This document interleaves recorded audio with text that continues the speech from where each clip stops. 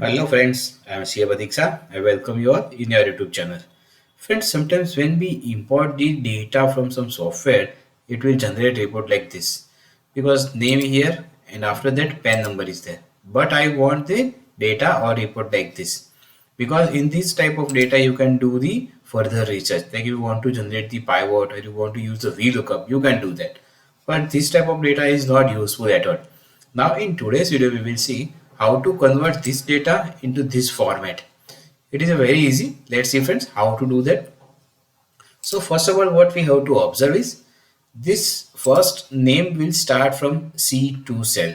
You can see the name box and C2 is there. So first I will start with C2 and I want the data C3 in this F column. So I will write C3.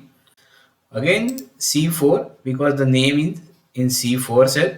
So I will again write C4 and here I will write C5. Now there is no need to write further.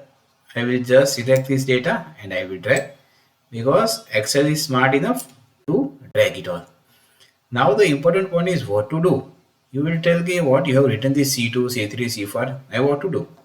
Then it is a simple trick. Now just type Control F and what to find? I will type C and what to replace?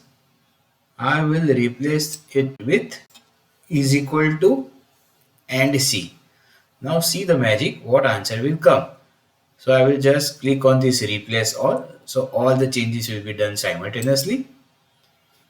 See friends, the name and PAN number or SSI number has been automatically updated.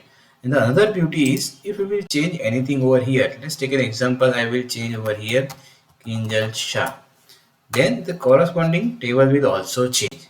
In this way, you can do it in a simple way. Hope friends you have liked the video. If you feel the video is good, share it with your friends. Thank you guys. Keep smiling. Take care.